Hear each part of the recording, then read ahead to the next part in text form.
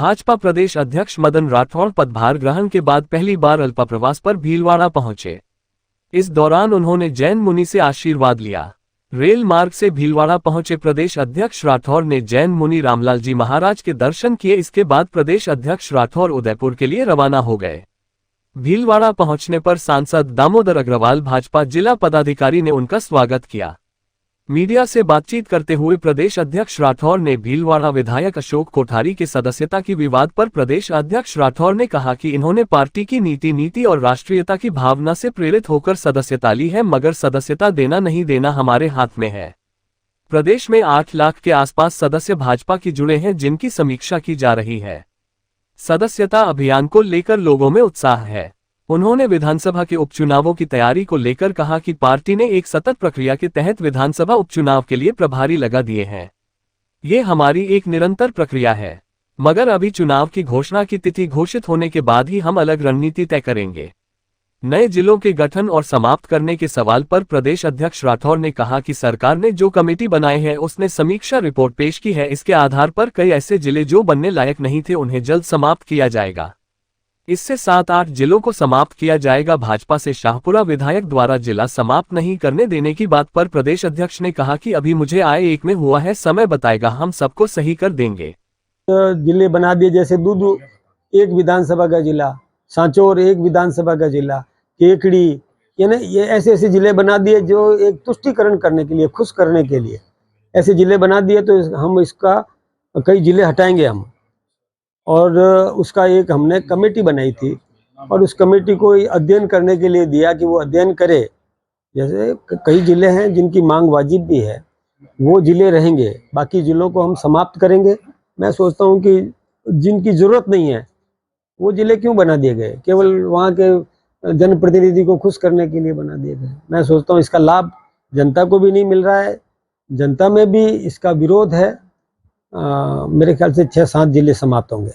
नियम प्रक्रिया सबके लिए लागू होती है और मुझे नहीं मालूम कि वहाँ का जिले की क्या इस समय स्थिति है, लेकिन जितना मुझे पता है कि कई जिले केवल तुष्टिकरण के लिए बना दिए गए, वो जिले हम समाप्त करेंगे। तरीके से उन्होंने सदस्यता ग्रहण करी है और अपने सोशल मीडिया हैंडल्स पर उसको पोस्ट किया है और मीडिया से बाइट में भी उन्होंने स्वीकार किया कि हाँ मैंने सदस्यता ली है। ये उनकी सोच है। उनको ये लगा कि इस समय देश के अंदर राष्ट्रभक्ति से ओतप्रोत कौन सी पार्टी है, ऐसी कौन सी राजनीतिक पार्टी है जो देश की चिंता करती है, भारत की प्रतिष्ठा बढ़ाने की चिंता करती है। उनके मन में ऐसा विचार आया, लेकिन सदस्यता देना नहीं देना ये हमारे अधिकार है। देखिए, कई लोग जो अवांछित लोग भी आ जाते हैं तो हमको विचार करना पड़ता है।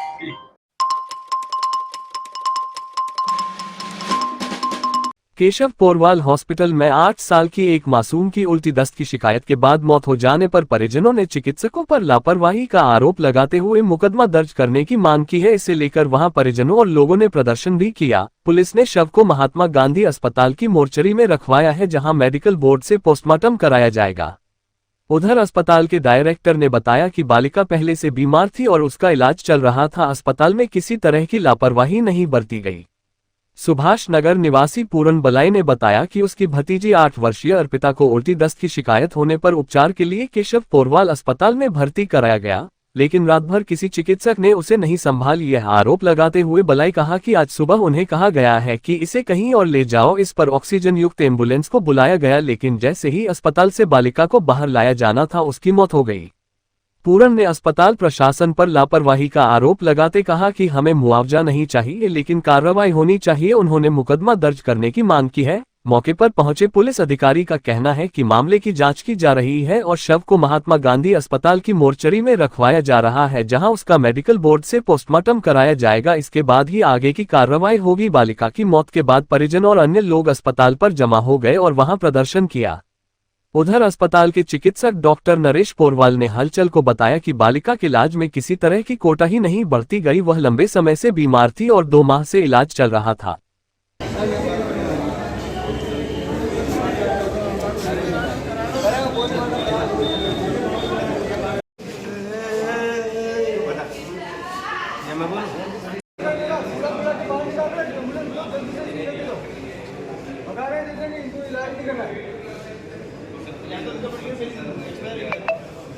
सर मैं पूरन मेघवंशी सुभाष नगर निवासी। ये मेरी भतीजी अर्पिता भले, इसको उल्टी की शिकायत होने पर मैं इसको रात को 10:30 बजे केशव पोरवाल हॉस्पिटल लेकर आए थे और रात से इसको उल्टी हुई थी तो इन्होंने एडमिट कर लिया इसको। और रात भर किसी भी डॉक्टर ने इसकी आगे कोई चेकअप नहीं किया, सिर्फ 2 स्टाफ नर्स के सारे इसका इलाज किया गया। और सुबह 6:30 बजे 6:15 बजे हमको बोला कि आप इसको आपकी इच्छा हो जहाँ ले जाओ, तो हमने इसके लिए ऑक्सीजन सहित एम्बुलेंस भाड़े पर ली और हम इसको उदयपुर ले जाना चाह रहे थे, लेकिन अस्पताल से बाहर नहीं निकले उससे पहले बच्ची की एक्सपायर हो गई, डेथ हो गई। तो ये अस्पताल की लापरवाही, अगर ये हमको रात को ही हमको अवगत करा देते तो हम इसको रात को ही हमारी जहाँ भी इच्छा होती हम वहाँ ले जाते। तो हम ये चाहते हैं, हमको किसी प्रकार का मुआवजा नहीं चाहिए, लेकिन हम प्रबंध के खिलाफ कार्रवाई चाहते हैं कि आगे से ऐसी लापरवाही किसी दूसरे के साथ नहीं हो, क्योंकि इन्होंने हमको गुमराह किया, रात भर हमको यहाँ पड़ा रखा और हमारी बच्ची की आज हमको बच्ची खोनी पड़ी।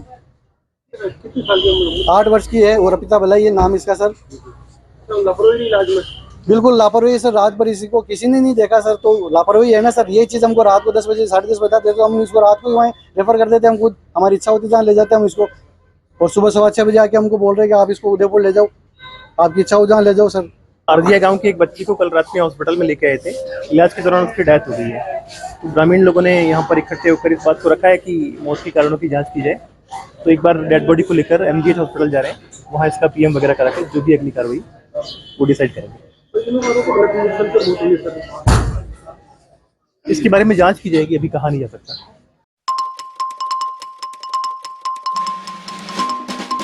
शाहपुरा जिला मुख्यालय के फुलिया कला थाना क्षेत्र के रलायता गांव में लगातार हो रही बारिश से 3 शेड लगा कच्चे बाड़े की दीवार धराशायी हो गया। उसके नीचे सास बहू दब गई, जिसमें से सास की मौके पर ही मौत हो गई। बहू को गंभीर हालत में एम्बुलेंस से फुलिया कला सामुदायिक स्वास्थ्य केंद्र पहुंचा, जहां से जिला अस्पताल शाहपुरा रेफर किया गया। फुलिया कला थानाधिकारी देवराज सिंह ने बताया कि रलायता में मिट्टी से बना पुराना कच्चा बाड़ा बना हुआ था, जिस पर 3 शेड लगे हुए थे। अचानक बाड़े की दीवार ढह गई और 3 शेड नीचे जा गिरा। दीवार के मलबे के नीचे दबने से जेती पत्नी रामलाल गुर्जर की मौत हो गई तथा मजना पत्नी शंकर गुर्जर गंभीर रूप से घायल हो गई, जिसे फुलिया कला सामुदायिक स्वास्थ्य केंद्र बाद में शाहपुरा रेफर किया गया। सूचना पर थानाधिकारी देवराज सिंह सहित जाप्ता मौके पर पहुंचा। शाहपुरा से किशन वैष्णव की रिपोर्ट।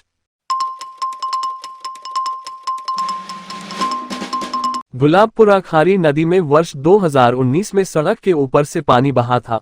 उसके बाद 6 साल बाद फिर नदी आई है, जिसके चलते नदी के दोनों छोर पर खेती करने वाले किसानों के चेहरों पर रंगत आ गई है। विजयनगर गुलाबपुरा मार्ग को एहतियात के तौर पर बांस बलिया लगाकर बंद कर दिया गया है। पानी आने से खेतों में कुओं का जलस्तर बढ़ेगा। नदी आने पर लोगों द्वारा नदी का नारियल भेंट कर चुनरी उड़ाकर स्वागत किया जा रहा है। अवैध खनन के उपरांत नदी में किए गए घावों पर प्रकृति द्वारा मलहम लगाकर उन घावों को नदी में बहते पानी से भरा जाएगा, जो घाव बजरी माफियाओं ने किए हैं। देर रात नदी आने की संभावना के चलते बैरिकेड्स लगाकर आवागमन बंद कर दिया गया था। सुबह 5 बजे से 1.5 फीट पानी सड़क के ऊपर से बह रहा है।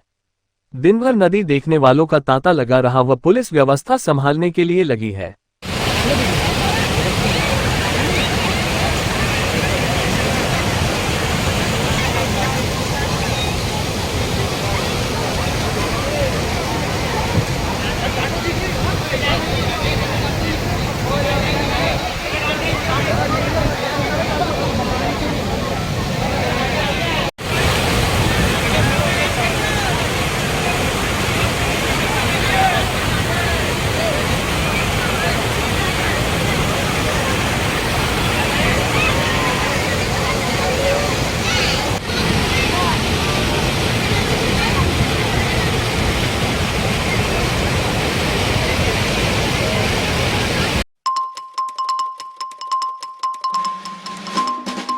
जिले में रविवार को ऋषि पंचमी हर्षोल्लास एवं भक्तिमय माहौल में मनाया गया।